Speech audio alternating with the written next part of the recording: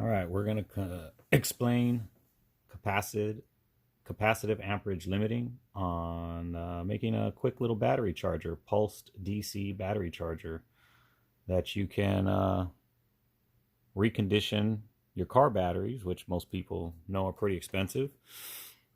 $100, $150, some are $200, but this one's good for reconditioning batteries that have gone bad. What we're going to use is a AC run capacitor, and the quick explanation is for about every 24 microfarad AC run capacitor at 60 hertz, 120 volts AC, it'll limit it to about 1 amp.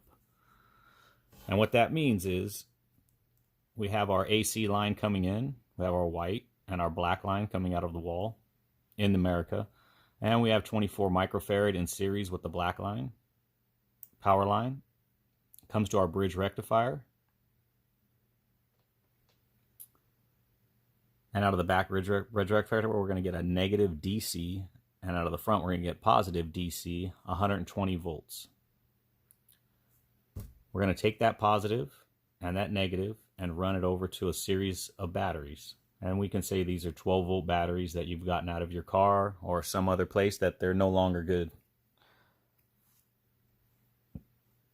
We'll run them in series, meaning we'll connect positive to negative, positive to negative, positive to negative. And on the ends, we'll put our positive on one side from our bridge rectifier, and on the other end of the furthest battery, we'll connect the negative to the negative side of our bridge rectifier.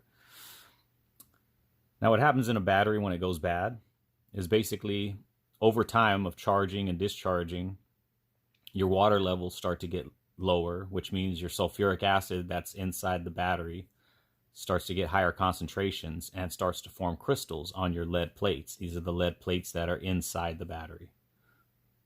Those sulfuric crystals cause resistance.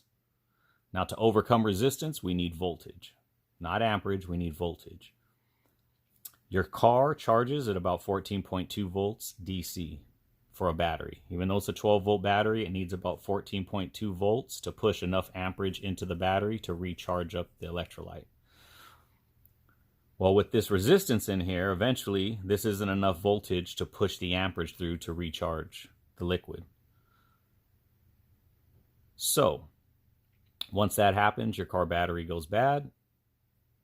You exchange it, get a new one. They'll take this battery, they'll flush it out, get rid of all these sulfuric acid crystals, make sure your plates aren't cracked, and then they'll just pour a new solution inside, electrolyte, and recharge it. Once they do that, it's a reconditioned battery, and they can resell it to you. Well, with this, you'll be able to recondition your own batteries just by filling them up with distilled water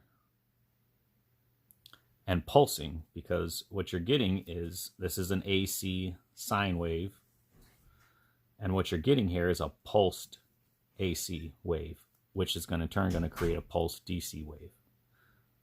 That pulse current, along with the higher voltage, is going to allow you to push the 1 amp across and recharge the battery.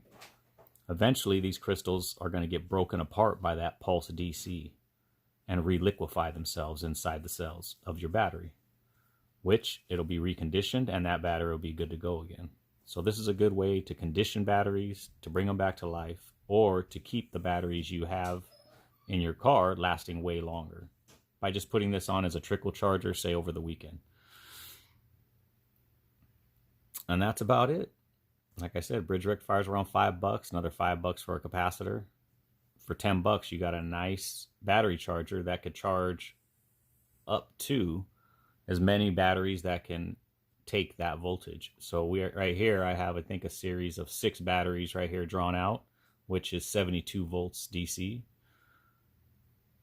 This has 120 volts DC, which means whatever this needs to go up to, say I need 90 volts DC to push 1 amp across these batteries because they're all pretty worn out. This can go up to that voltage to push the 1 amperage across it. Now you can check each battery individually with this. If it only needs 18 volts, when you plug this 120 volts DC into that battery and test it, the capacitor will limit the amount of amperage and your voltage will go up to whatever it needs to. So if this needs 24 volts DC to charge 1 amp across the plates because it has a lot of sulfuric acid crystals, this will allow it to go up to that voltage. And when you put your multimeter on here, you're going to measure 24 volts DC. And then you'll put your clamp on here and you'll see that it's 1 amp pushing through there. And when this starts to become charged, the voltage will start dropping because it won't need that much voltage to push the amperage through. So that's how you know when this battery will be fully charged. You'll see the voltage dropping down to 14 volts. 13 to 14 volts to push 1 amp through, that's fully charged now.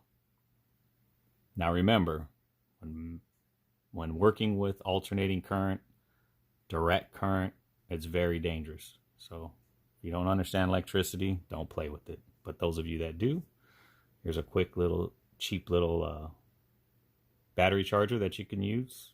Save yourself some coin.